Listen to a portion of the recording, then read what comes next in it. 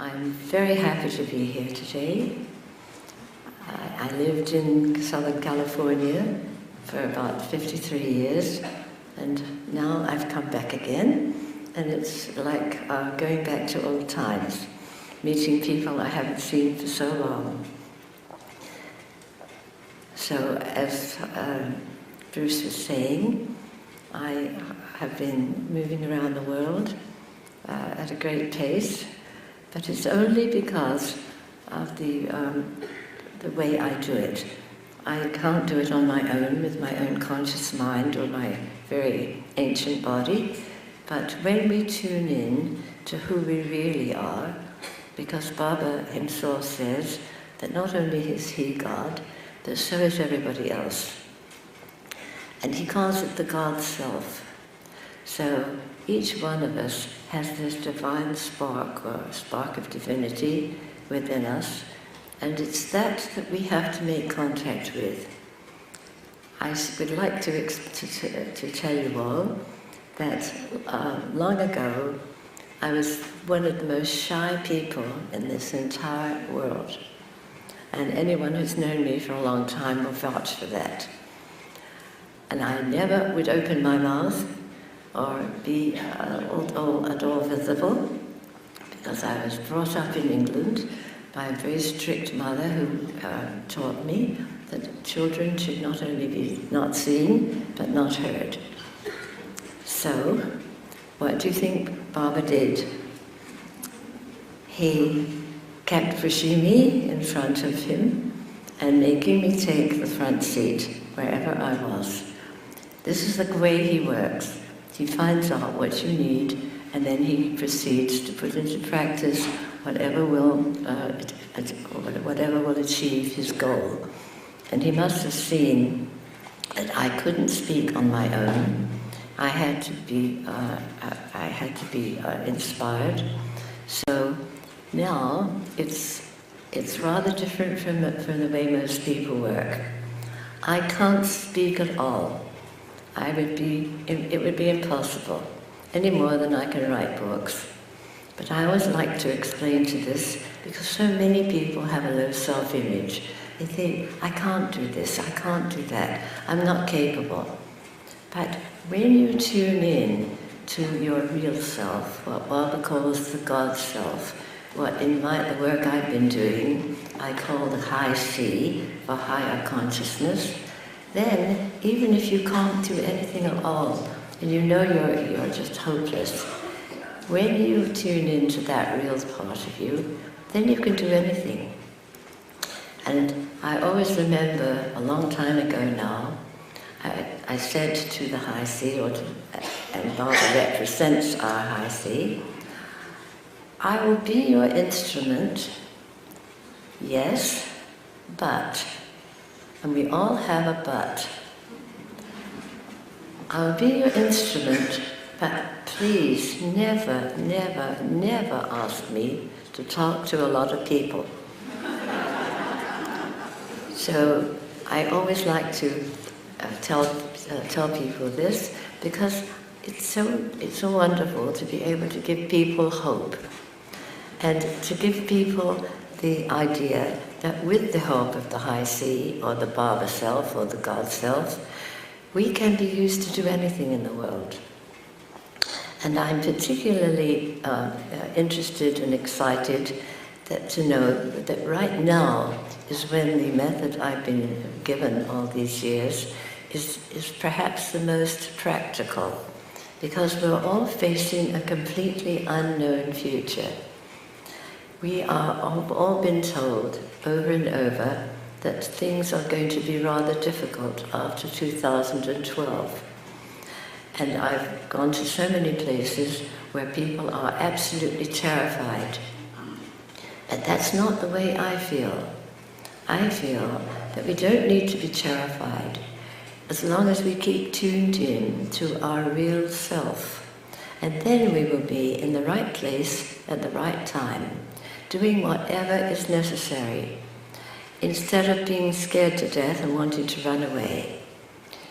In other words, don't fear the future, but look forward to it. What opportunity are we going to be given? How can we help? This is a much better stance than being scared, and so many people are scared. But as you heard with the bhajan that was just sung, why fear when I am near?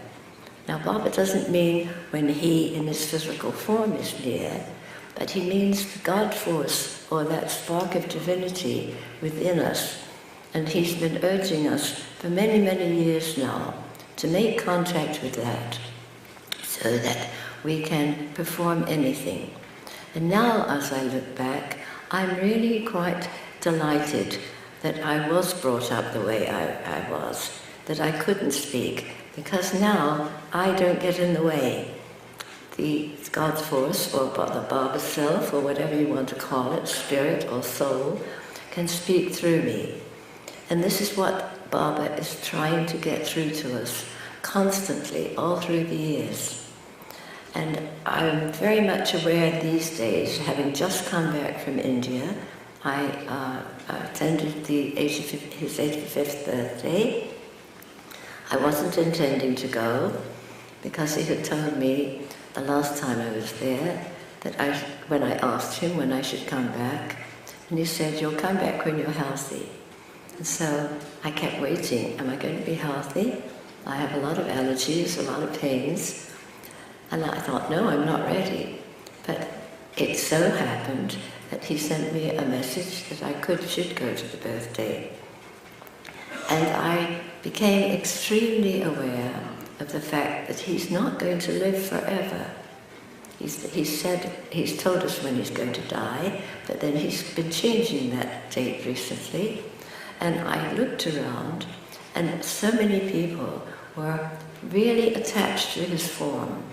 And I thought to myself as I looked at this, and I looked at how fragile he is, what's going to happen when he does die, if we're still attached to the form, and we still haven't made contact with his counterpart in our hearts?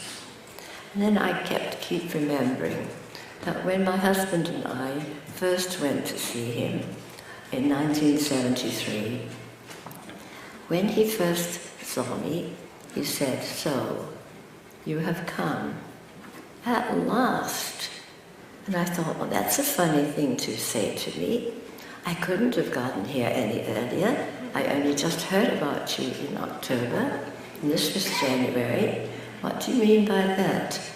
And I have to confess that I was so stupid that it was not until this year that I realized that he was talking about the fact that his counterpart in my heart had been teaching me the work all this long time, long before I knew him.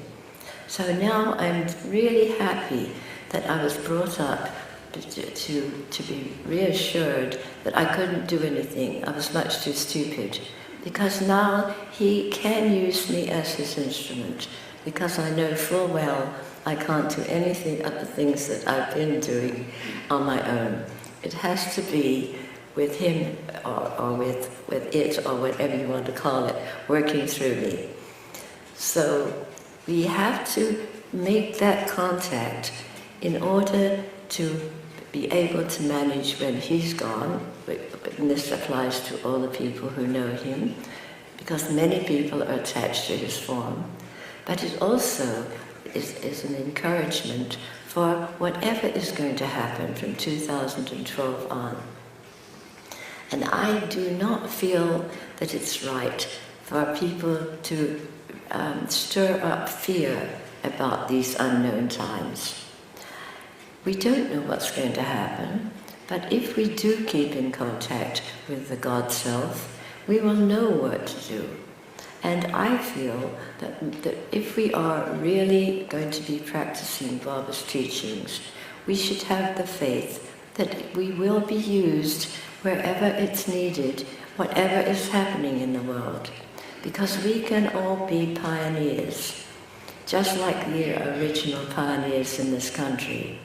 We can bring about the changes. And I often think that Baba sends some of his special students to areas of the world where there is no love. And not to preach to them, but just to demonstrate the love that is so lacking in the world. Because his message, or the most important part of his message, is that we must love, that our reality, our God self is love. That when you look around at the world, there's very, very little. Most of it is what I want, what's good for me, but forget other people. The whole world, as we look around and as we see the people, it's getting more and more self-involved and less loving in every area of life. So Baba's message is extremely important right now. And he's told us that we must love other people, just as Jesus Christ said the same thing. Love one another. So this, for me, as I look at all of his teachings, is perhaps the most important. We have to develop the love that's lacking. We have to bring it into the world. We have to live according to his teachings, because we keep saying the world should change. The change is extremely important, because we realize how negative it is. But let's face it, the world is made up out of people. So it's only when the people change that the world will change. So instead of criticizing what's going on, what we each need to do is to bring our life in line with Baba's teachings, or Jesus' teachings, or Buddha's, or any of the other masters.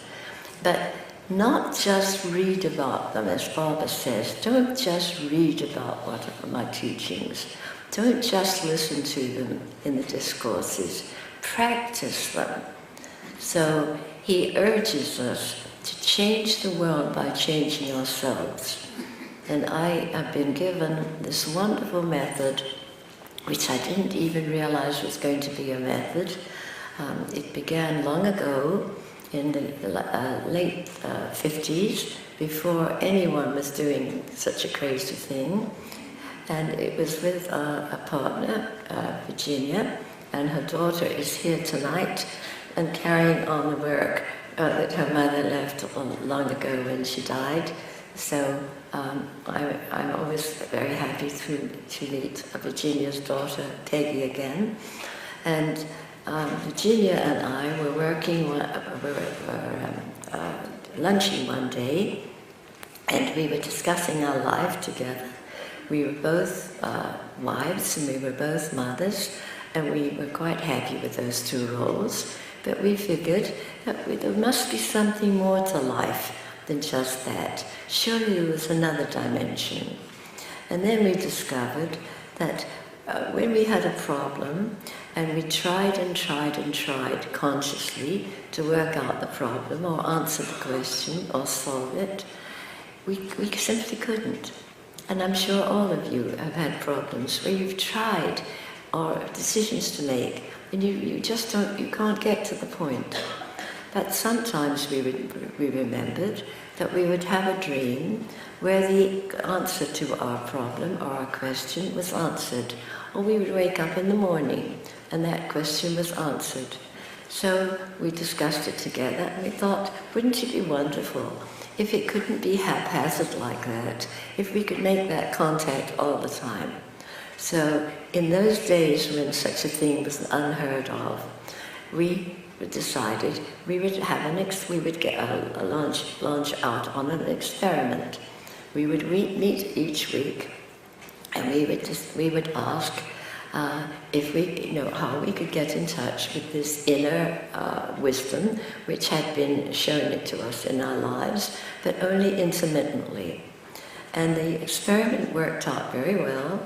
We did get in touch with this other part of our mind, which we eventually called the high C, for higher consciousness, and the whole method was forthcoming.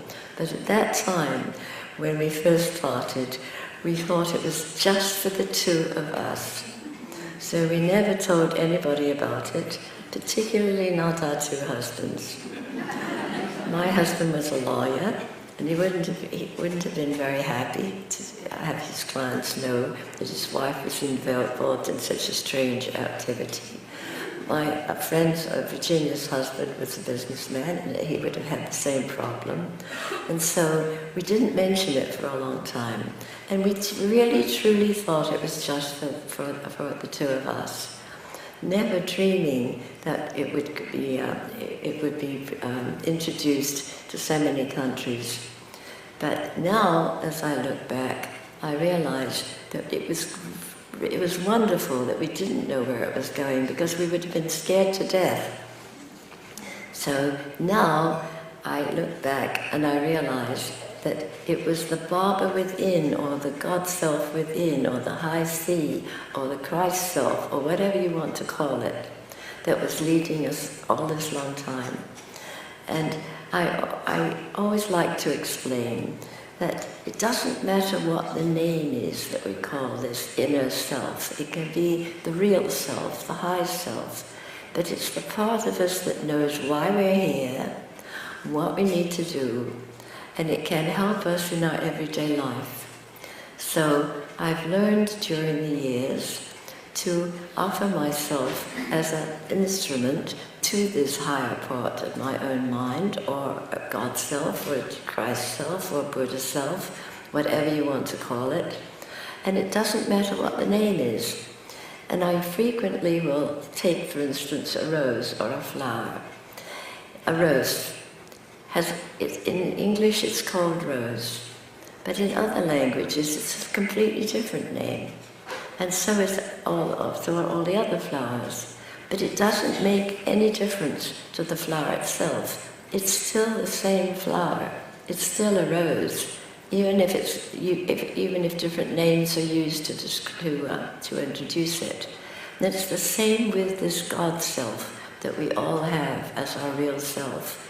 It doesn't matter what name you use. It's still the same.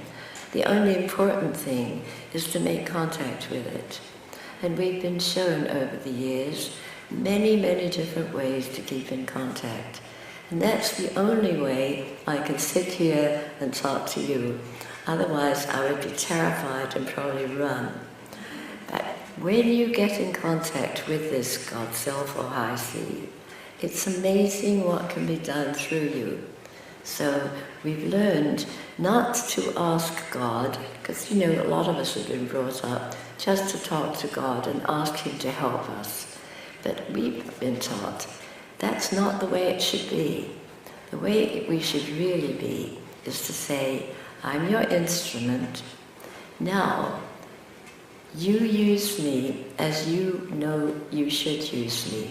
So we don't say, please help me to do this, or please give me this, or please don't have this happen. We're always asking. And that's not the way it should be, because then it's what we want, it's our will. So we've been shown to change it around and say, I'm your instrument. Now you use me as you know you should use me. And so that's what's happened to me. I would never, never, never have said, will you please help me to talk to a lot of people? It would have been the last thing in the world I would have thought of. But when we can't do something, then the High Sea or the God Self can use us as an instrument. So a low self-image can be a great advantage in living a much more satisfying life. So this is the teaching that we've been given in the method that's been developed in this way. And it wasn't until quite recently that I realized that it was really so similar to the teaching that Baba has been giving us all the many years that he's been in the world. And at first he asked me to keep the two things separate, to keep the method that I'd been shown separate from the Sai organization. And this is what I did. But now it looks like he wants to bring the two together, because the method that was shown to me all these years really helps us to follow his teachings. It's incredible how similar they are. to what we've been taught. So now I'm free to discuss, when I'm talking to Sai devotees, I'm free to discuss the fact that by using the methods that Virginia and I were taught so long ago, we can really practice Baba's teachings. It's becoming clear now. I would never have dreamed to mention the two together until fairly recently. And now I think it's the time, it's the right time, or at least that's the way it appears.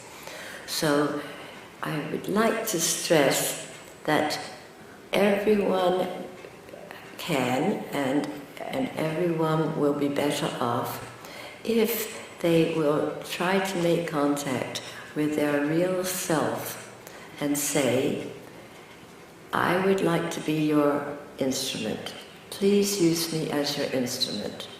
And then I can guarantee that you can do things you never would have thought you could have done before. Or you can be used to do things that you would know you could never have done before. Because so many people have such a low self-image.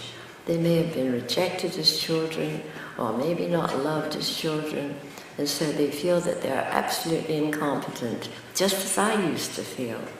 But it's not necessary to feel that that's a problem. It can be a benefit, because when you know you can't do something, then the high C, or the God self, or the Christ self, or the Buddha self, or the Baba self can really use you as your instrument. And Baba himself is saying now, don't get attached to his form. Find my counterpart in your own heart. And that's what he said the very first time that my husband and I went to see him. In those days, he gave what he called a farewell interview. And even though I was very shy in those days, I had the courage to ask him, now we've come to see you, now what do we do next? Do we come again, or do we just go on with our lives? And so he answered in this way. You don't, first of all, remember, you don't have to come back to see this little body, pointing to his own body. And he let that sink in. The next thing he said was, you must find my counterpart in your own heart.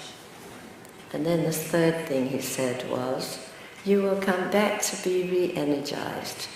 So he wants us to realize that we don't need to go to India to see him in his little body, as he calls it. We don't need that. We need to go to him, or to make contact with him, to be re-energized. And by making contact with him, by talking to him, we can be re-energized, but we can also be connected to our own high C, our own God force. And if we will do that, then when whatever happens in the world, we will not fear, because he is near, or his counterpart is near, right in our own hearts. And there is, I think, a quote in the Bible, that God is closer than arms and legs, closer than and above us and below us and all around us. And this is Baba's teaching too. It's put in a different way, it's put in different words, but it's the same teaching. So I always like to give people hope, as I said. And if I, being as shy as I was, could tune into the inner Baba, or the inner God self, so can everybody. And then it makes life so completely different. As Bruce mentioned, I am 96, and I go to many different countries and give the seminars or talk about Baba. In fact, I'm leaving as soon as I get home. Just a few days later, I'm leaving for Denmark. Now, nobody could do that, but when you tune into the Baba within, or the high C, it's incredible. You can do things you never dreamed to do before. So I urge everybody to detach from the form, don't get stuck with the form, because when he dies, when Baba the form dies, and only the form will go, his real self won't. And I would like to tell you how he taught me the difference between the physical form and what I've been calling since the light body. I was with my daughter in India to see Baba, and we arrived at Whitefield, which is a smaller ashram, not right outside of Bangalore, not the main one in Puttapati. And he was obviously not looking well when he came out for darshan. He was limping and he was all bent over, and my heart ached. I thought, what's wrong? Something's terribly happened to him. And we discovered later that he had broken his hip, but he walked around for 18 hours with a broken hip until he was taken to the hospital. And when he was taken to the hospital, everything was cleared out, everything was closed. So there were no, of course there were no darshans, there was nothing going on. And one of the women there asked if I would just tune in with her and see if I could find out or help her with a question. She was a politician, and she was not sure that she should continue that work. And I said, well, I don't know whether I'm going to be able to find that out from the high sea or the Baba itself, but I'll try.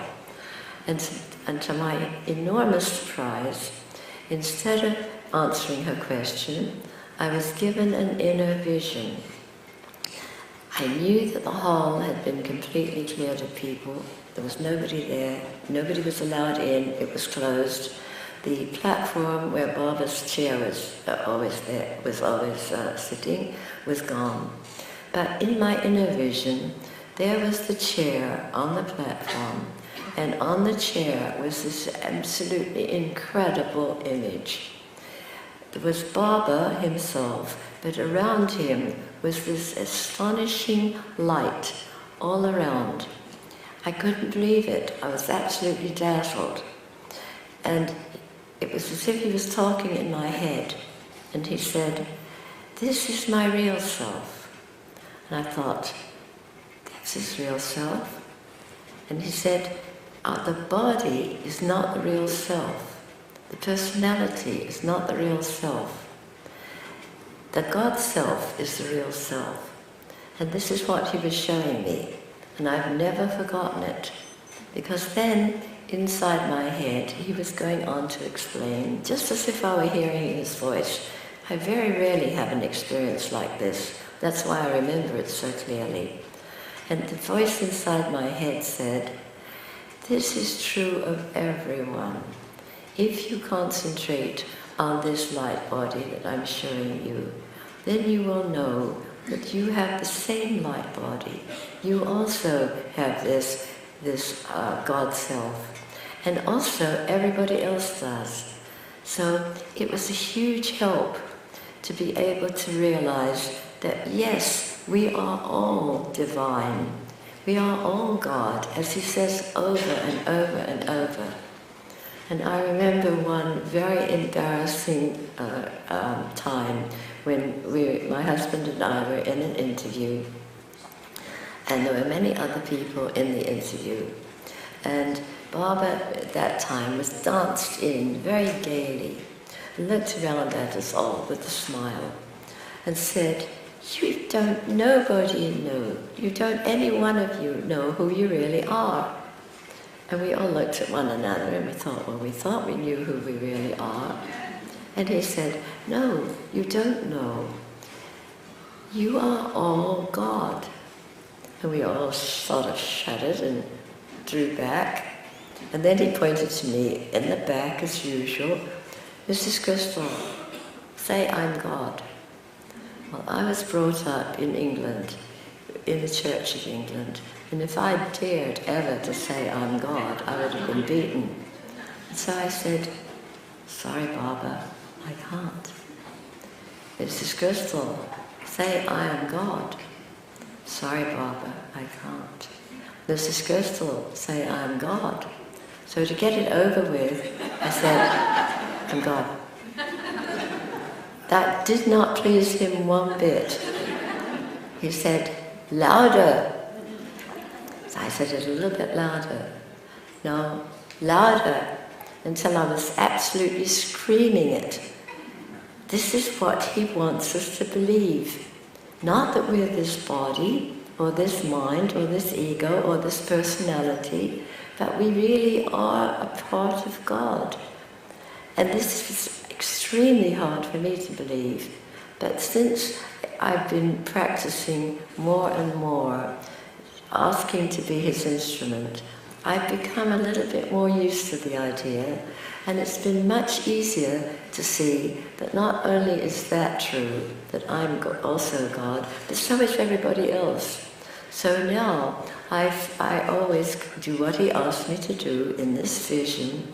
I think of myself, yes, that's my real self. I must be speaking, I must be working from that, not from my ego or personality. But also, it makes it so much easier to see that other people also are God, and not judge them by the personality. Because he's been accelerating our karma, he says. Because this is the Kali Yuga, the most negative of all four of the ages or the yugas, he is accelerating our karma so that we can work it out and be free from it, so that we will be able to fit into the golden age, which will be the first of all four yugas and the most positive. So it's a real benefit that we're being allowed to accelerate the karma. Because if we took all our old karma or our old negativity into the golden age, which will be the first of the new ages, we won't fit. We just won't fit. We would feel miserable because we brought all of this negativity from past lives. So he's urging us again to bear with it.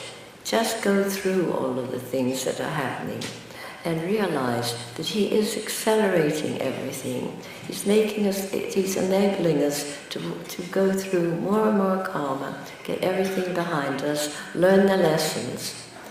And my big lesson in this life has been not ever to control anyone else.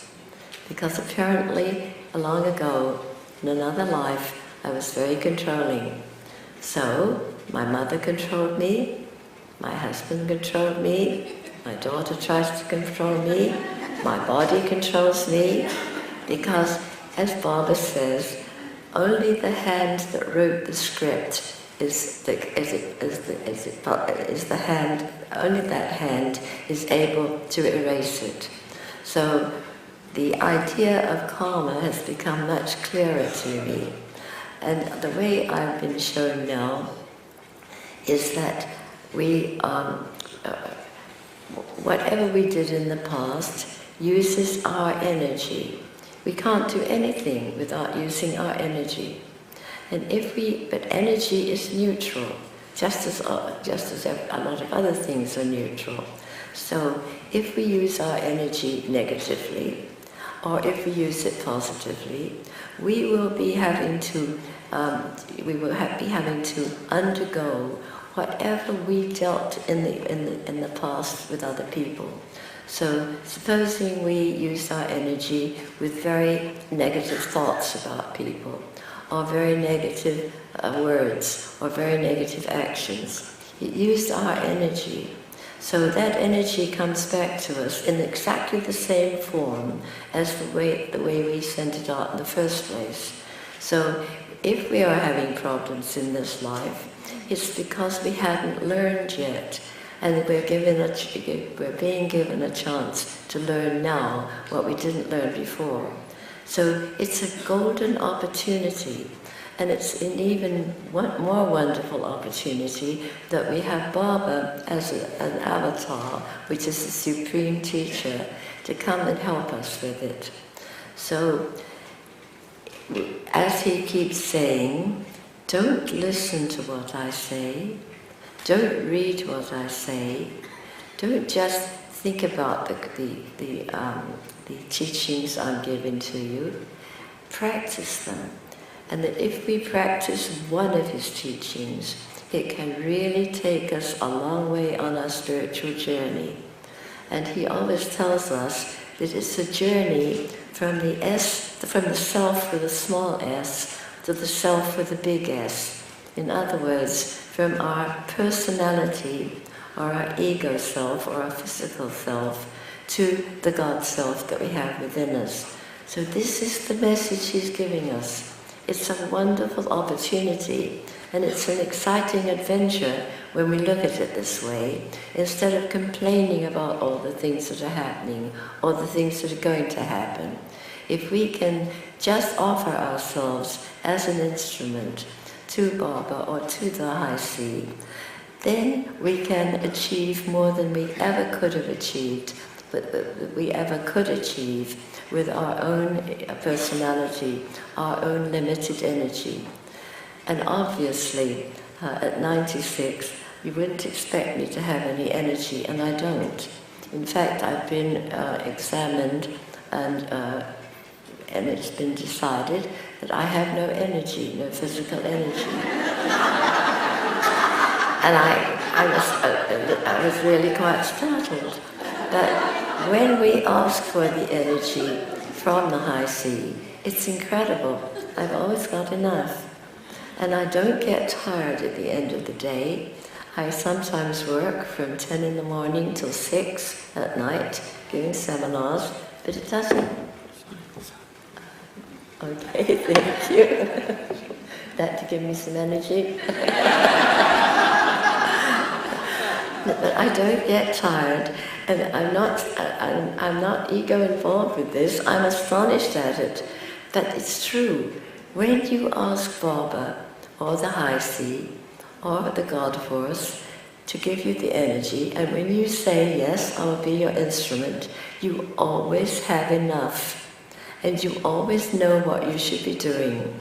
You always know what you should be saying.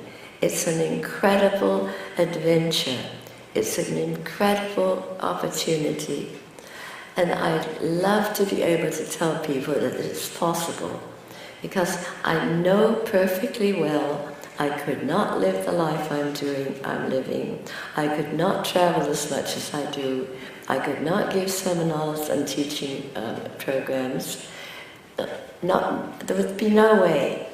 But it is possible if we do what Baba says we should do.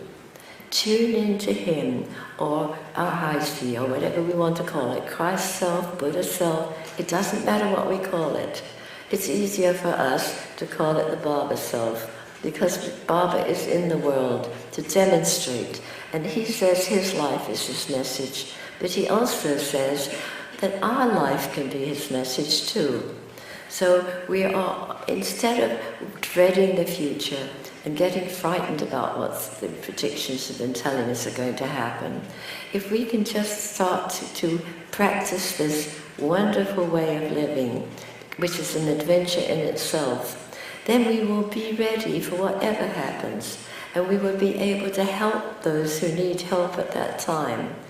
So I'm always delighted to be given the opportunity to spread this message, which gives us hope, rather than, and which will replace the fear that so many of us have. I've talked a long time, or at least I've been taught through a long time. Now it occurs to me that some of you may have questions, or you may want me to talk a little bit more about some aspect of Baba's teachings, or his words, or what we can learn from him. So if there are questions, I would be delighted to answer them.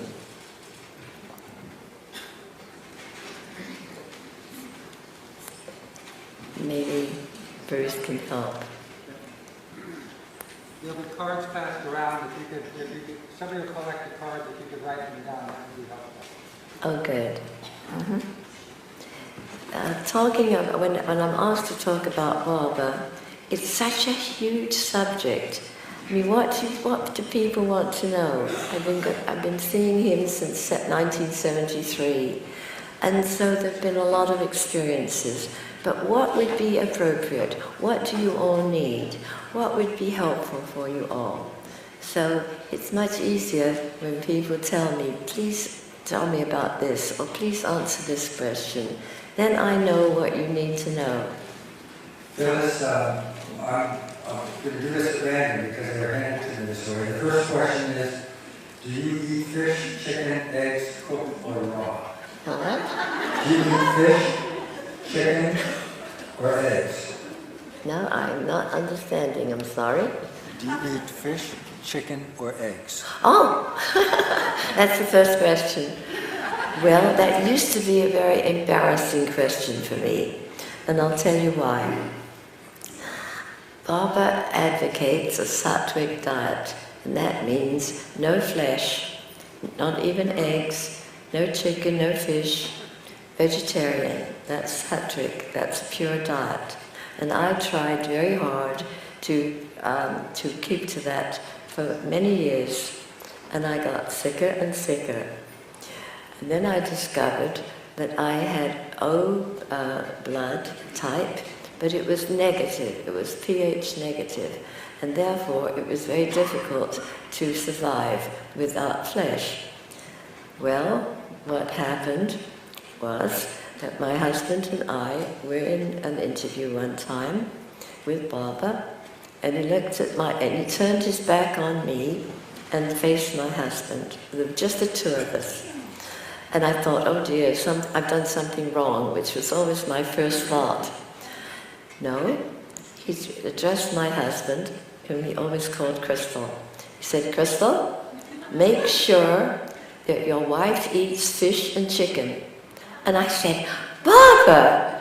And he turned around and he said, you heard, he always wagged his finger at me, you heard, now go and do. And I was absolutely astonished. But I did what he told me to do. Then the next time I went to him, quite a bit later, he said he was talking to my husband and me, and he looked at me and he said, incidentally, I want you to eat eggs. Now, I don't particularly like eggs, but I thought, well, if Baba tells me to, fine. Then 2 years ago, my daughter and my other 2 grandchildren were with me in an interview, and Baba, in the middle of the whole interview, turned to me and said, I do want you to eat eggs, Mrs. Krystal, and turned to the poor lady next to me and said, no eggs for you, madam. So Baba knows what we need, and with O, pH, no, it's RH negative blood, it's very difficult to survive healthily without some sort of protein. So that's the answer to that question. I used to be extremely embarrassed because I didn't want to make people feel that they should all do the same thing, because Baba makes a rule for the majority of people, but he's very, very loving, and he makes special rules if he thinks the person needs them. I hope that answers the question. The next question is, how is Baba going to stop the violence in the world, especially in Mexico? Especially in Mexico? How's Baba going to stop the violence in the world, especially in Mexico? Yeah, I thought that's what she said.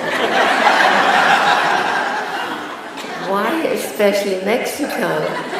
I mean, look around at the world. It's everywhere. It's in this country. Well, this is what he wants the people who have come under his influence to do. Because as I said before, the world is not going to change unless the people in it change. Because the world is made up of people. So as we become more loving, as we try to practice his teachings, that will begin to change the world. And he says that his life is his message, but he expects our life to be his message too. So when we start loving other people, when we show compassion, when we show interest in others, and we're not so selfish, then the world will begin to change. And he doesn't want us to preach, he wants us to have our life be the teaching. So as we live, it will gradually attract the attention of other people, and then they will want to do it too. And as more people practice love and bring more love into the world, which is so loveless right now, then the violence gradually will be reduced. And he's promised that his mission will never fail. So we have to trust that that will be the case. Can you tell us about Russia? And what do you need to know about Russia? Any clarification? I heard that you worked with Isaac Tiger in some work over Russia with Baba. No, I didn't hear. Did you do some work with Isaac in Russia? Oh, I see. Well, you must have seen that little video where Isaac was giving a talk. I didn't know he'd given a talk, and as I went to different countries in the world, people would ask me, "Will you tell us how to do astral traveling?" And I couldn't imagine why they were asking me, and I said, no, even if I knew how, I wouldn't do it. It would be very dangerous. And then they said, "Oh, but you do that with Isaac Tiger." I said, "What?" No astral traveling. We did work together for the simple reason that Baba told Isaac Tiger at one time, I was not there, that he should sell all his houses, and he had several at the time, and move to Los Angeles and work with me. And I didn't know what we were going to do, and he certainly didn't. But we were able, with the help of the method that had been developed through me, to do some very interesting work. And there are many tapes made.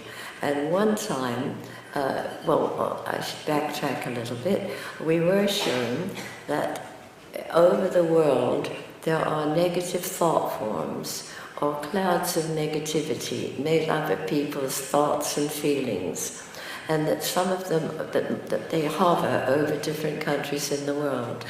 And so we were shown how to destroy those and reintroduce more loving clouds. So this one particular time, I was shown the negative cloud over Russia. And it was so dense, and it had been accumulating for so many years that it couldn't be destroyed all at once. And so the idea that came was that I was given golden needles, and I divided them between Isaac and myself in our minds, and we were to stick these golden needles into this great big cloud, so that the energy in the cloud would gradually, slowly dissolve or be released. And that was it. So when I heard all these stories, and I realized that he told a lot of people about that, I was wondering, what people would be thinking, because I certainly didn't want people to think that we'd been astral traveling. So I tried to write it as much as I could. And then one day, Isaac called me, and he said, "Have you seen the news today?" I said, "No. What's going on?" And he said, "Well, haven't you seen that what's happened in Russia?" And I said, "Oh yes, of course." And he said, and he's very southern, so he always calls me girl. He says, "Now, girl, have you forgotten what we did?" And I said, "Oh, you don't think that did anything to help Russia, do you?" And he was so furious with me. He said, "You do this work, Baba helps you to do it, and then you don't even believe it?" So that was the story about Russia. And it's haunted me ever since. Wherever I go, I'm followed with that. "Will you teach us to astral travel? No. So what's next? The next question is, I feel like I'm on a game show. What is that? You talk about contacting the God self within. How do I do it? Okay. Well, we've been given many different exercises in the work to connect us to what as you know, I call the high C, one of which is the maypole. And I didn't bring my traveling maypole with me, but I don't need to, because we got a picture of Baba here. So at the last youth conference, I don't know quite how many years ago, 3 or 4 years ago, I was asked to talk, and I gave my talk because it was a youth conference and I had been asked to. And then Baba asked that I speak again. And here were all the youth and thousands of other people. And I thought, what am I going to do? I've spoken already. What am I going to do this time? So I was in my wheelchair and was wheeled up to Baba for his blessing. And he would talk to me for a while. And then he said, and how long are you going to speak, Mrs. Krystal? And out of my mouth came, well, you should know better than I, because you're going to have to do it. And he roared with laughter. And then I went to the chair and the microphone, and I thought, what's going to happen now? I've given my talk, I have no idea what else is going to come. And all of a sudden I found that I was leading people through the maypole, but not using the maypole, using Baba's image. And what came out was that instead of connecting to the high C via the sphere at the top of the maypole, representing the high C, or the God Self, I said, here is Baba. Imagine that you have a ribbon, or a wire, or a ray of light between your heart and Baba's heart. And that was the way I led them through the whole maypole. And I can lead you all through it, if you would like, so that you can get an experience of being able to make the contact, not only with your own God Self, but also making the connection with Baba, so that he who represents your God Self can then use you as his instrument. Want us to do that? So You want to lead them through the maypole? well, I was wondering whether I should answer some more questions, and then since this has come up, then I can do it at the end. Okay? The next question is a question on healing. It's what? Healing? Healing like health? Oh, healing. Uh-huh. And the question is... The microphone seems to distort it, so that's why I'm asking. No, it's not. No. I'll read the question and mic it up and tell you the question. Yeah, because it's the microphone. When you speak to me apart from it, then I can hear you. But with the microphone, it distorts it. The question is, Baba emphasizes relying on the divine. On the other hand, he recommends the most advanced technology. Is this a contradiction? Okay, now I can hear, because it was distorting it again. Yes. Baba emphasizes relying on the divine. Yes. On the other hand, he recommends the most advanced technology. Is this a contradiction or a dilemma? No, I don't think it's a contradiction, because not everybody is able to rely on the divine, and so he provides the methods for healing for those who need it, and he also recommends that you do, when you're ready, rely only on him. So he doesn't expect you to jump in one leap from where you are and what you do believe and what you do think to something that's so different. It's a baby step. He doesn't ever expect you to do a huge leap. Like with the Sealing on Desires program, he doesn't ask you to give up all your desires. No, only to cut out waste of money, food, time, and energy. And that's the baby steps to take us eventually to be desireless. And this is the same thing. It's a gradual training.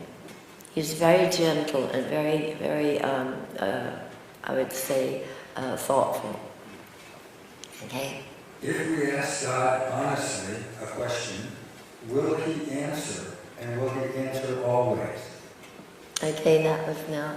When we ask God a question, will He answer, and will He answer always? Yes.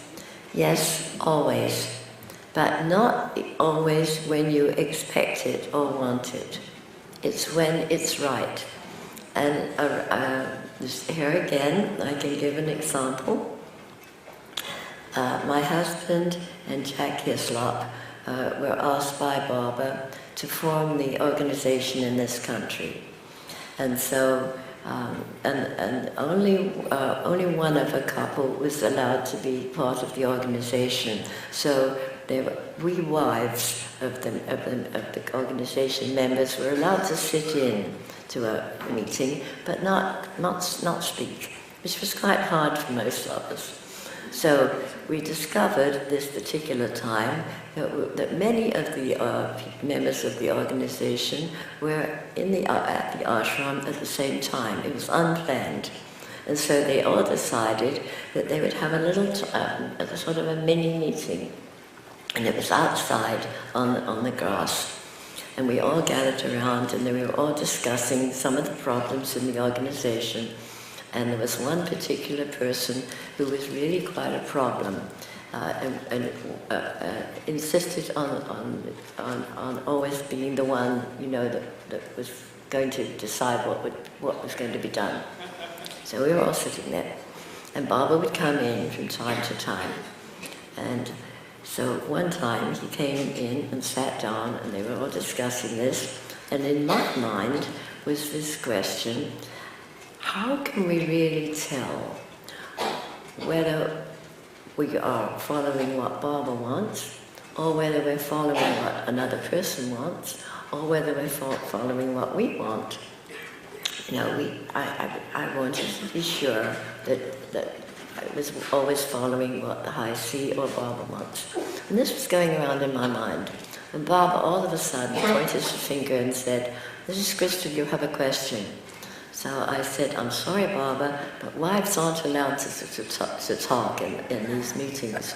And he drew himself up as if he were 10 feet tall, which he has a habit of doing. It's an illusion, but it's very real looking. And he said, "Swami is telling you, now ask your question."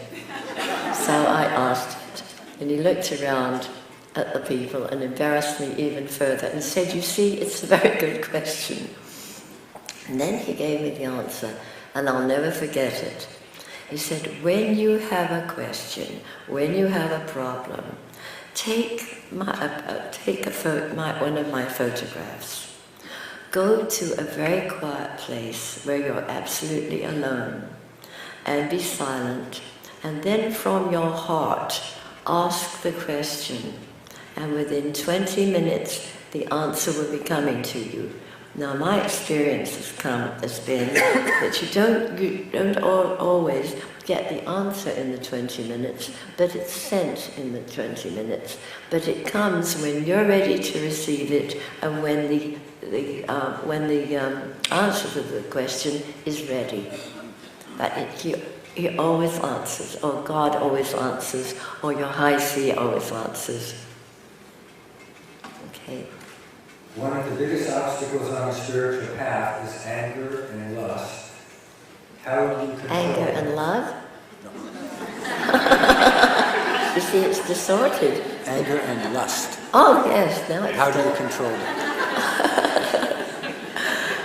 Baba is often discussing two of the worst problems. I would think that anger, he always feels, is the worst of all. And I remember one time he told us that a fit of anger would use up or waste the energy that was received from 3 months of food. It's that disastrous, it's that negative. So he says, give the anger to me, or give the lust to me. But with the method that I've been introduced to, as you know, has got another way, which I think is a very simple way, and that is to find a symbol for that anger or that lust and put it in the figure 8 and then go through the cutting of the ties, and that works very well. And I'm not going to go into a description of the way you use the method because it's in the various books, but it really is amazing.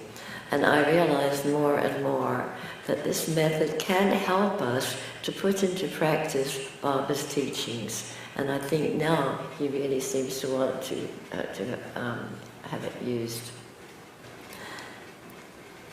Sometimes when the karma is finished, then there will be a reversal. But you can't insist on it. You can't say, I've got to be healed. Really, all you can say is, am I ready? Have I learned the lesson? And then ask what this can teach us. Because we can learn from everyone in our life what we need to learn.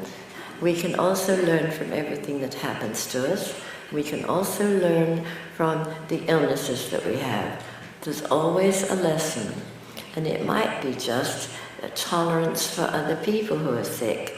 Or it might be patience.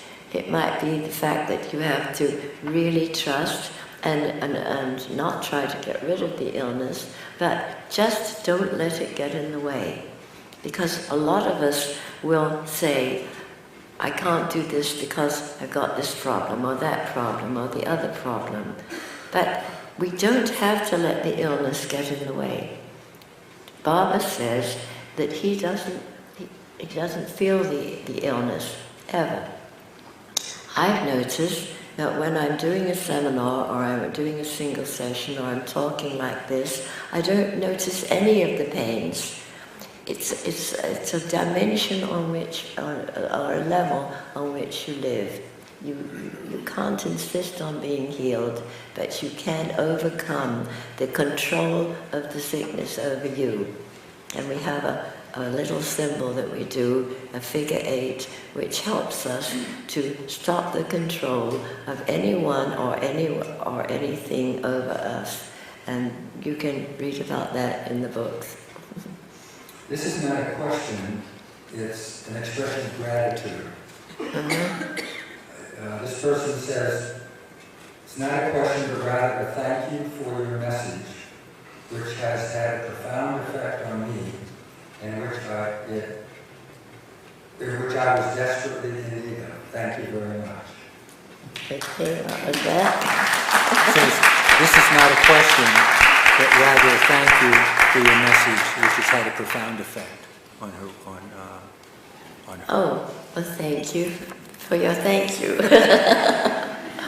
It's a pleasure to be able to answer the questions. I know I don't know the answers, but I've learned to trust. And the first time that I learned to do this was when we were at the ashram and we had an interview with Baba, and he said, "Why are you so worried, Mrs. Krystal?" And he always calls me Mrs. Krystal. "Why are you so worried? You seem to be worried today." And I said, "Well, we're leaving tomorrow and we're going to England, and I've been asked to give the very first seminar I've ever given, and I'm scared to death to talk to a lot of people."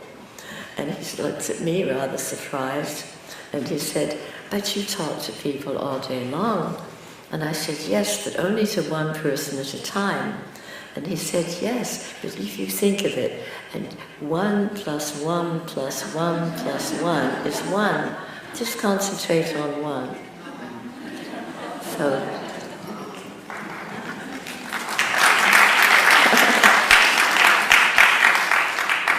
What wisdom can you pass on to guide women on their path to God during these times? I can't hear again. What wisdom can you pass on to women to guide women on their spiritual path Okay. during these times? Okay. I think women have a tremendously important role because they are more capable of expressing love than men are. And the reason being that little boy babies are usually trained from the time they're born that they must never show, at least it was in my day, and I think it still is pretty much, they've got to be macho.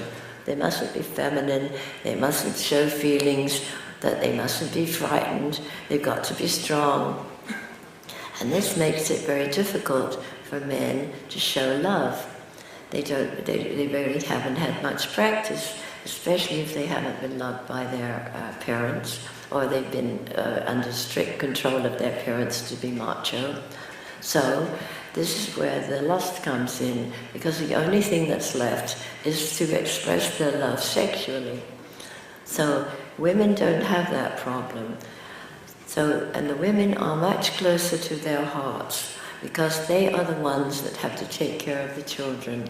So they've been given, and Baba says, I forget how many, what shall I say, how many positive qualities women have, more than men. I think it's 6 more than men or something like that. So they have been given more qualities, more abilities, more strengths. And so they are the ones that can teach the men. And I think that that's what's going to happen. The men are going to have to be brought up from babyhood, not to have to be macho, not to have to suppress their feelings, because we all need to express our love. And it seems tragic that this imbalance has happened in the world. And that's why the violence is everywhere so apparent. This is sort of a follow-up. How did your relationship with your mother influence your work in helping others? So how did your relationship with your mother influence your work in helping others? Oh dear. Well, as I said before, I had a very, very strict and very, very controlling mother, but as I look back now, I think that was a gift, and I thought it was a curse when I was growing up. But I think to answer that question, she was a very angry woman, a very controlling woman, more controlling than anyone I've ever met. But I think that it was a benefit because I learned not to be controlling. And that was what I needed to learn in this life. You see, all of the members of every species learn how to live their daily life by copying the parents and the other adults. You watch birds or cats or dogs or any creature. The little ones always watch the parents, and the parents always show them what they should be doing. And human children do the same. But human children also have the other possibility of rebelling and doing completely opposite if the parents are showing them a very negative way.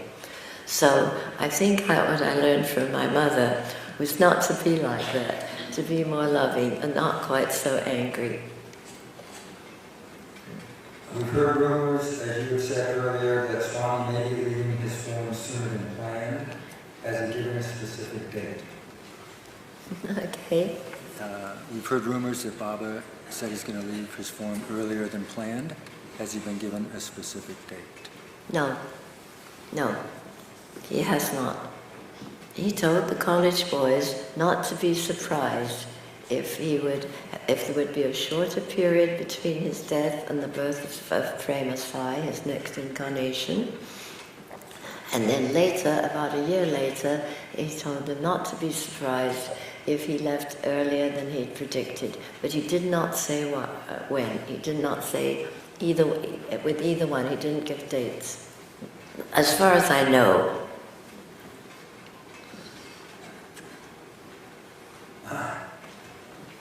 Please, what advice would you give to a young woman who wants to become a book writer?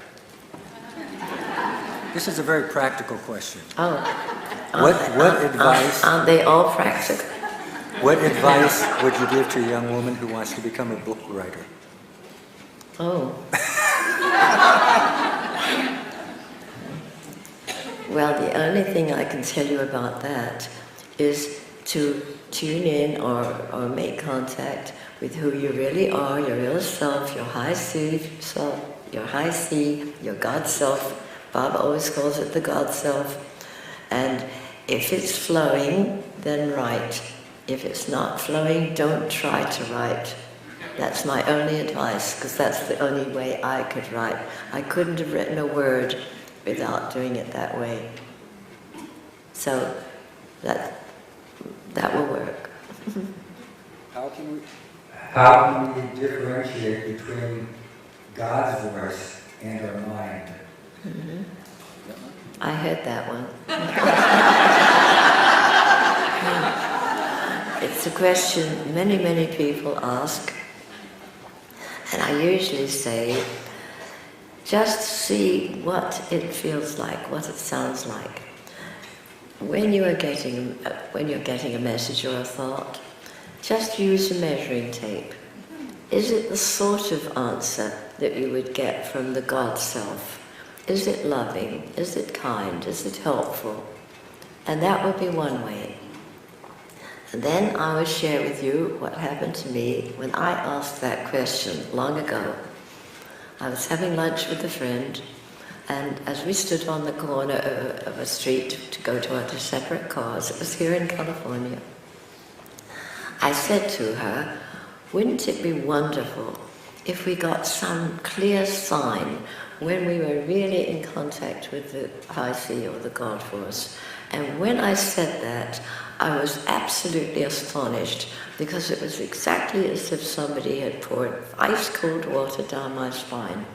And that's my sign. And I still have it. And so when the people come for single sessions, and they say, if they see me reaching back, because I do instinctively, when this cold shower takes place, they know that I'm really in tune with my high C, and they can trust it.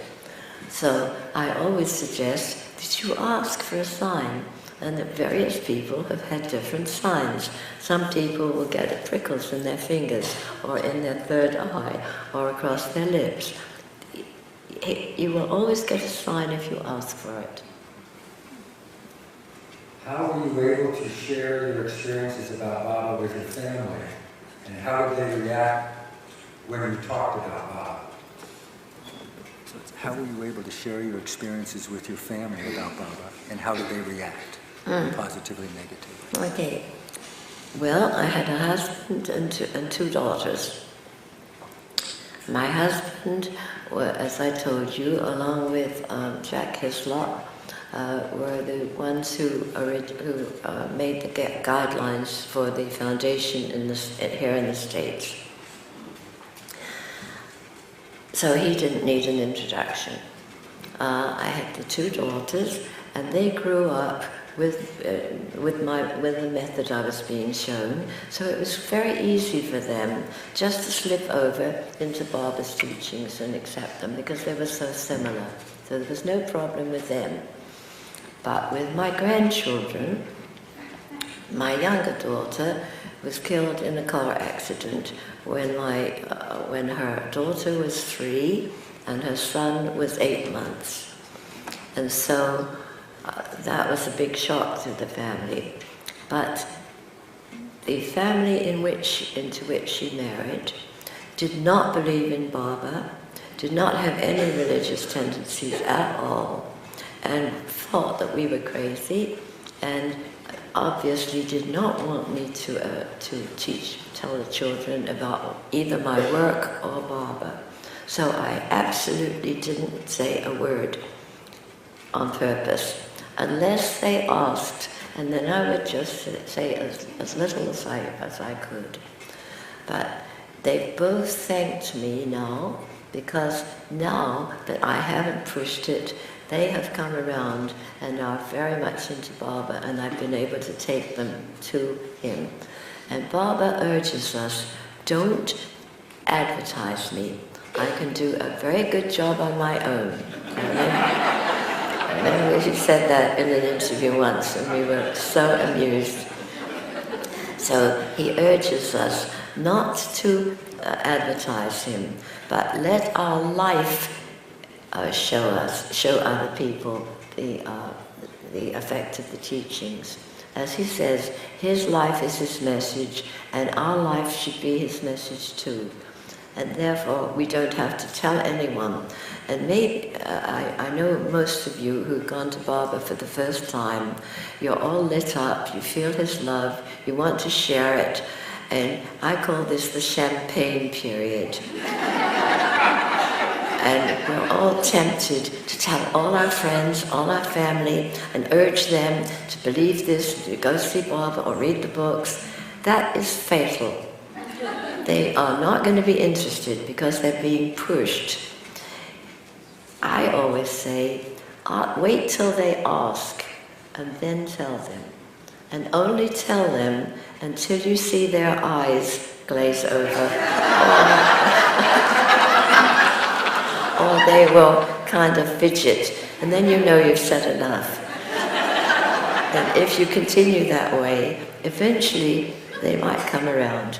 But you see, you can't control them, and you can't really force them. It's better to say nothing. When we do service projects or service, and think that we are God's instruments, how can we protect ourselves from becoming proud and not do the service from our own ego?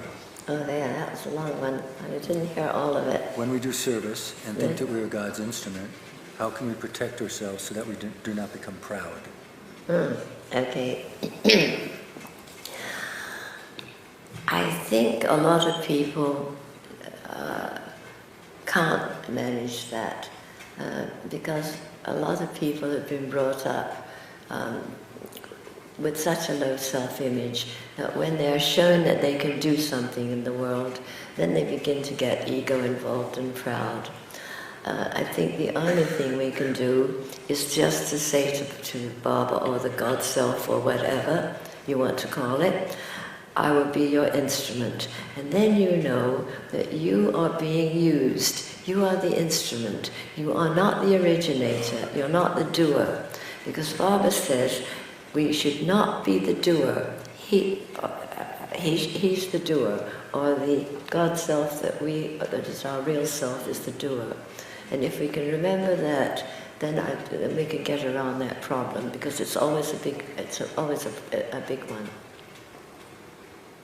Can you tell us how better nutrition can help us and sleep? So maybe the sleep problems.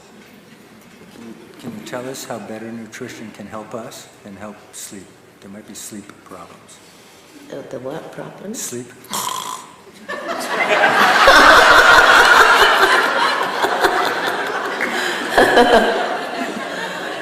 I think there are a lot of doctors here today. I would rather defer to them. I think I told you what Baba did about my diet, and I really fought him because I wanted to do what he was telling everybody else to do.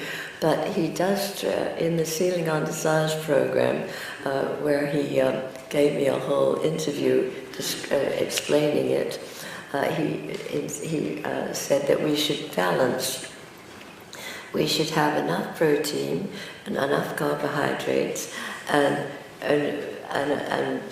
figure out what would be the right quantity for each, just as we do for sleep or any other activity. So he recommends the sattvic diet, which is the vegetarian diet, but as you see, there are exceptions. So he really puts it in our lap. We've got to figure that out ourselves with the help of nutritionists. So it's different for each person. I've always followed the recommendations of a book called Eat Right for Your Blood Type. And I happen to be, I have blood that's O, but it's Rh negative, and so according to the book, it would be very difficult for me to be a vegetarian, but then some of the other blood types would be able to be vegetarian very easily. So I think you have to work it out according to your own type.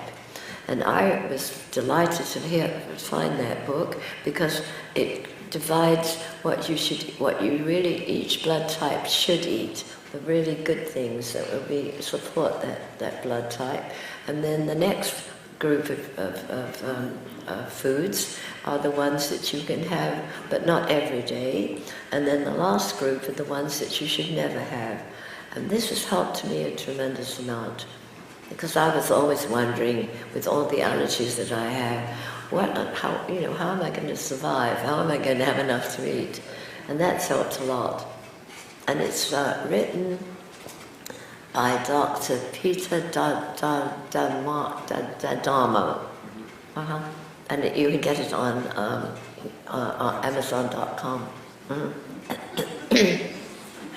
Can you talk more about getting the divine energy and then keeping in constant connection with the high seat of divine energy? I think I got all of that. I think you've gone over it, but can you talk more about getting the divine energy, and then how do you keep in constant contact with it? Well, I think I've mentioned that I've learned to just keep tuned in and keep asking all day long, how do you want to use me now? And I might get and then follow whatever comes quickly to my mind. So I might wake up in the morning and ask, what do you want me to do today? And then an idea will come, and then I'll do it. Or I might ask, what do you want me to do this moment, right now? I've got such and such time. And then the idea will come. It's really practice. You're not going to be perfect at first. You're going to make a lot of mistakes. But if you keep doing it, you'll find that it will answer that question. And do you give private interviews, and how can we reach you? Do you give private interviews, and how can we reach you? Oh dear. I do give private interviews, yes. I try not to give too many when I'm traveling, because I usually do a seminar, and I prefer that the people hear what comes up in the seminar. And also my time is very limited when I'm traveling. But when I'm at home, I do and it's not very often I am at home, I do have one day each week, and that's Wednesday, when I do, when they're always organized by a friend of mine, and I do fit people in between, but obviously with the traveling so much, I can't give as many as I used to. So I usually like people to email me and tell me what their problem is, and then I try to take the people who are more urgent. Otherwise, I recommend that they get in touch with someone else in their country or in their town. And I also sometimes do sessions over the telephone. But I try to get, the reason I've given the training sessions is to train more and more people to be able to do this work, so that I don't have to answer all the requests. So I've given one training program for 2 years, and I'm in the middle of the second one, and apparently I hear that there's a waiting line for a third one, but I explain to the people who are organizing these for me, if I were to live long enough to do the third one, by the time it was finished I would be 100 years old, and I'm not sure I'm going to be capable of finishing that. But that's not in my hands, that's in Baba's or the High Seat's hands. And then lastly is to lead us through the maypole exercise. Okay. All right. The first thing is practical one, and that is to uncross your legs if you have them crossed one over the other. Now the reason for that is that when you cross one leg over the other, you cut off the flow of energy, And we are going to be asking the high sea or Baba for certain kinds of energy. And so you don't want to cut it off. So uncross your legs so that your feet are on the ground. Now this does not apply if you're in the lotus position. Then the energy is not cut off. But you're not any of you in the lotus position, but if you do yoga and are in the lotus position, you don't have to worry. So that's the first practical.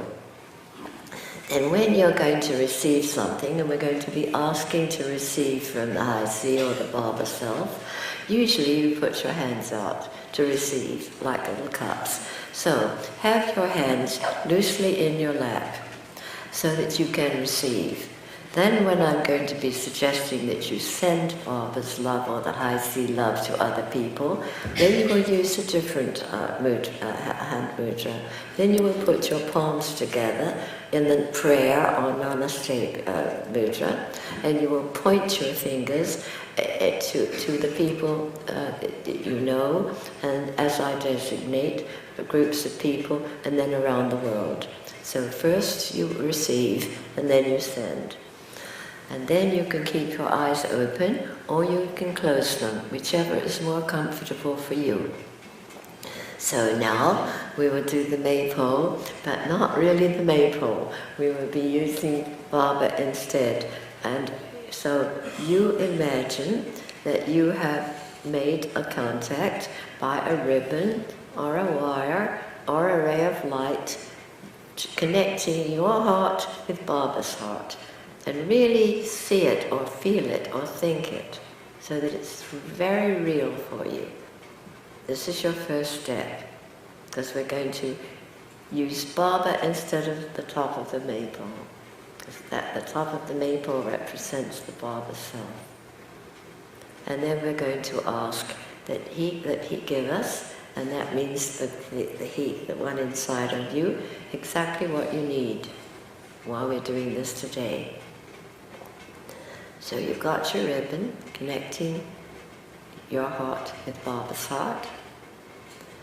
And now ask Baba or your high sea to give you whatever he or it knows you need right now.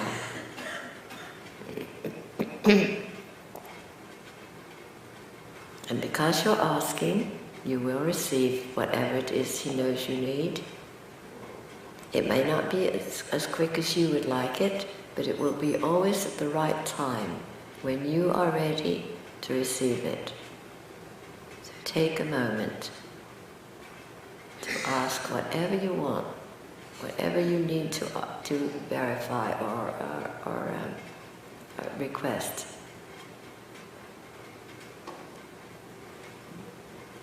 And then we will ask for relaxing energy to flow via your ribbon or the wire connecting you to Baba, and just breathe it in. Ask for the relaxing energy. We all need relaxing energy. We live in such a tension-producing world that we desperately need to be relaxed, and this is a wonderful way to relax. So ask for the relaxing energy to flow across your ribbon or your wire from Baba's heart to your heart, and breathe it in.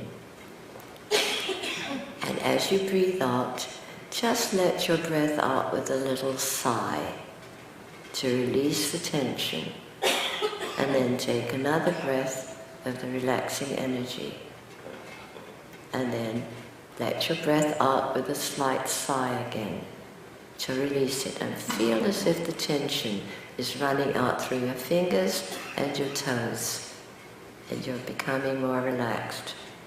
And now one more deep breath, breathing in the relaxing energy and really letting go of tension as you breathe out.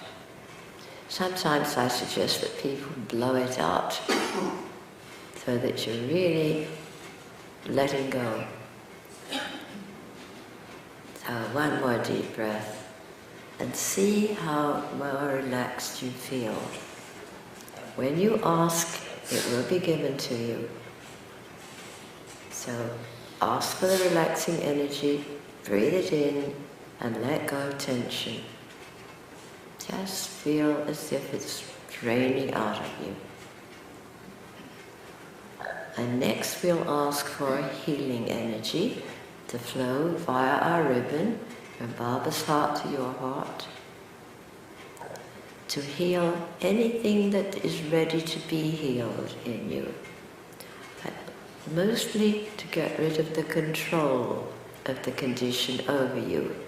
Because Baba says that yes, he has pains, he has problems, but he doesn't let them get in the way. So ask for the healing energy to flow into you. Again, breathe it in. And as you breathe out, let go of the control of any condition within you. And many psychosomatic conditions can be released that way. And sometimes actual sicknesses or illnesses or physical problems. It depends upon your karma. So one more deep breath, breathing in the healing energy and letting go of the control of any particular condition over you. If you're ready to let go of it, if you've learned what you had to learn from it.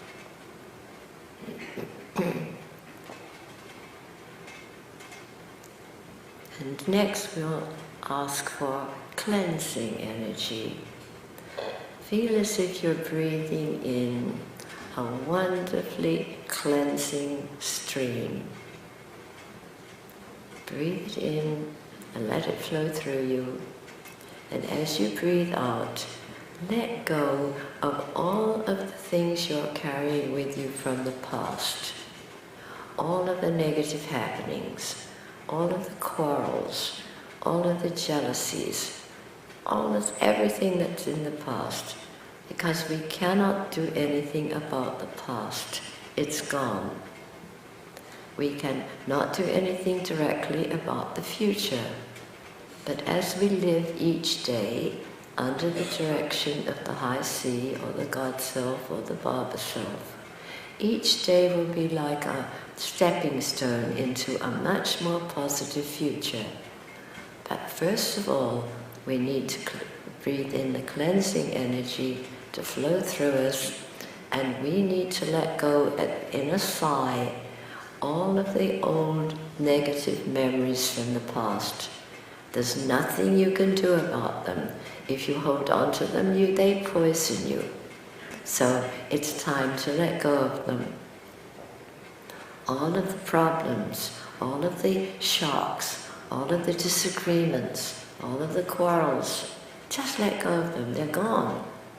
Don't let them poison the present. And anything else, any negative feelings, any negative habits. You were asking about anger and lust. This is a good opportunity. Just let go. And anything else that comes to your mind, envy, jealousy, greed, whatever comes up that's negative, just let go as you breathe out. And then quickly breathe in the wonderfully cleansing energy from the High Sea or the God Self or the Baba Self. It's a wonderful way of doing an internal cleansing. We clean our bodies, we clean our houses, we keep everything around us clean, but we do not keep the cleansing, the cleaning from the past. It still hovers over us in our memory. So just let go of it. And next we will ask for strengthening energy. So many people constantly say, I'm tired, I'm exhausted, I'm near burnout. When we keep saying that, it makes it so. Then we will be tired, we will be burnt out. We've got to forget that we're tired and instead ask for the strengthening energy from the High Sea or from Baba. So feel as if you're asking Baba to send you strengthening energy, breathe it in and let go of any thought of being tired. And stop constantly saying I'm tired, because that re-imprints it. And then you become even more tired and it becomes a habit. So this is an opportunity to ask for the strengthening energy, breathe it in, and let go of tiredness, exhaustion, burnout, whatever you want to call it. And really let go. And next we will ask for the wonderful love that we can receive from the high sea. It doesn't judge. It doesn't criticize. It accepts you exactly the way you are. It's not love that we've been experiencing. Most of it is conditional love. This is unconditional love. No strings attached. No conditions necessary. The high sea accepts you just the way you are. And this is such a great gift for many of us who've not been accepted the way we are. And so breathe that in and let go of a low self-image, any feelings of guilt. This is our heritage. This is what we have brought with us. This gift from our real self. You don't have to earn it. You don't have to deserve it. You only have to ask for it. And remember, it's unconditional. So it's not something we're used to. It's what we feel when we go and see Baba. He has unconditional love for us, but we're not quite used to it, most of us. So it's a real surprise that we can receive it without going to see him. Don't get attached to his body. Make contact in your heart right now. Ask for the unconditional love to flow to you via your ribbon or your wire. Breathe it in and let go of guilt, low self-image, feeling of not deserving it, whatever is blocking it. Just let go as you breathe out. And just 2 or 3 more deep breaths and see what it feels like. It can fill all the empty spaces so many of us have within us. So breathe it in and really believe it. This is the love we all need. When we have this kind of love, we can love others, and you will find that others will love us. So 1 or 2 more deep breaths. Breathing in the love that's unconditional, that we can only receive from the high sea or the God Soul. We can look for it from other people outside of us. We will not be satisfied. We can only be satisfied with the love from our own high self. And now, in order to keep it life-supporting, it has to move. We can't hold on to it and keep it for ourselves selfishly. We have to be willing to share it with others. So first of all, see which people you know personally come to your mind right now. They might be relatives. They might be neighbors. They might be co-workers. They might be people who serve you. Friends, acquaintances. See who comes to your mind. And particularly invite people you don't like or people you think have done something wrong to you. People you don't like or people you think don't like you. Because the relationship between you will change if you're willing to send this kind of love to them, unconditional. So see who comes to your mind, and then when you have gathered an unseen number of guests whom you know personally, then put your palms together with fingers extended and think of the person, visualize each one if you can, and just point your fingers to each one and then move quickly on to the next one. You're not sending your love, you're just directing the love from the high sea or the God Self to each one. Unconditional love. which is what everyone's been looking for, seeking that all their lives, and not receiving it, because we can only get it from within. So just continue for a few more moments, directing this love as you breathe it in from Baba or your high sea, and then direct it to everyone who comes into your mind that you know personally. And I'll be quiet while you do that.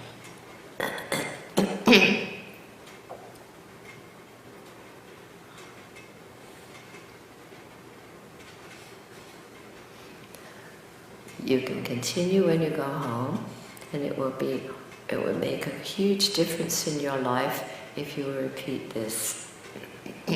So now, just relax again, and this time, see what groups of people come to your attention, where the people comprising the group desperately need this kind of love. For instance, people in prisons, people in hospitals, children in orphanages, people in homeless camps, refugees, people anywhere who are in a group in one place where they're lonely, feel unloved, maybe sick, maybe depressed. There are many such groups throughout the world. See which ones come to your attention. And then, with your palms together again, just to think of the group, put your palms together, point your fingers to each one, and move quickly on to the next ones. And you can take care of many groups in just a few moments. And I'll be quiet while you do that again.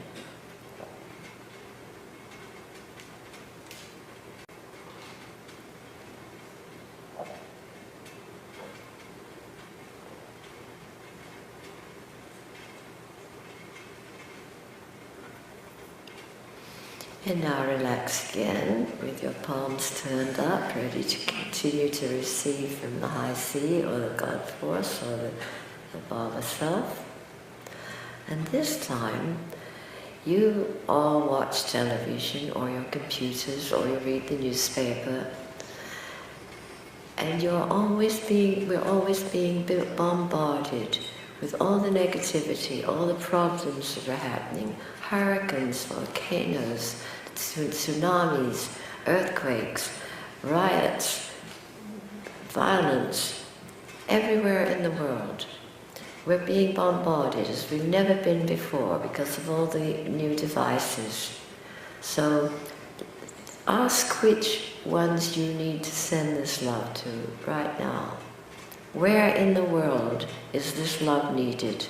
This is a way you can help change the world, by sending this love from the high sea, or the Baba love, the Christ love, whatever you want to call it, unconditional love, and send it anywhere in the world where you see it's needed. Think of some of the scenes you've seen on the news, on the media. That will give you an indication of where it's needed. And just take one at a time, and then move on to the next one. You're not sending your love. That would not be adequate, because that's conditional. This is unconditional love. And everyone in the world desperately needs it, and has been seeking it all their life, everywhere. Some mostly not knowing that they are seeking it. Therefore, they can't express it.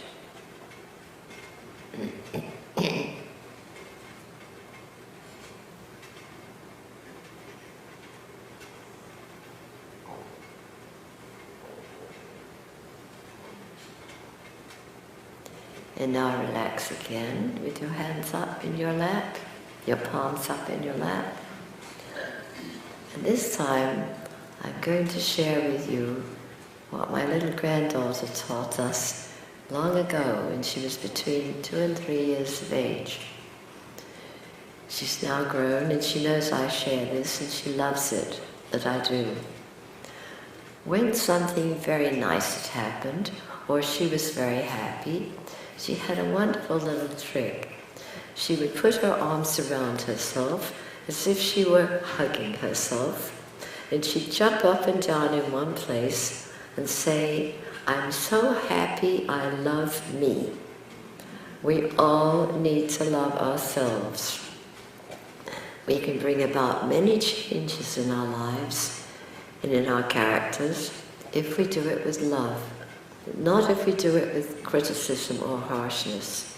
So if you feel like it, put your arms around yourself as if you were hugging yourself. And just inside your head, say, "I love me." But really mean it. This will help anyone with a low self-image. Just, "I love me." And now, just say it out loud, all together. "I love me." Well, that was not really a very good effort. Let's have a little stronger. "I love me." All right, one more time, really loud, really meaning it. "I love me." That's better. Now, let's thank Baba, or the High Sea, or the God Self, for everything you've received up till now, and everything you will be receiving whenever you ask. And then just start to uncurl. Move your arms, your legs, arch your back, move your head, come back to full awareness of being in this room in Santa Ana. Great, on this second day, thank you, second day of January, New Year, so that we can celebrate the New Year in a wonderful new way, asking for the love from the High Sea, and then giving it to other people wherever we are.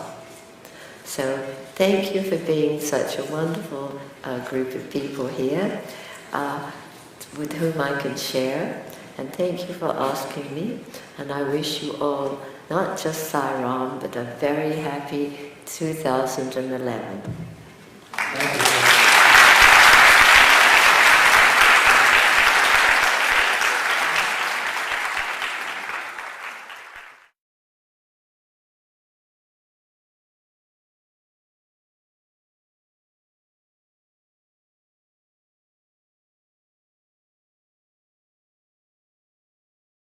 I can't help but thanking Swami one more time for sending us Phyllis Krystal and letting her be the instrument herself. So many of us all over the world. And thank you, Phyllis, again, for coming back home, at least in Southern California for a while. Boy, do we love you.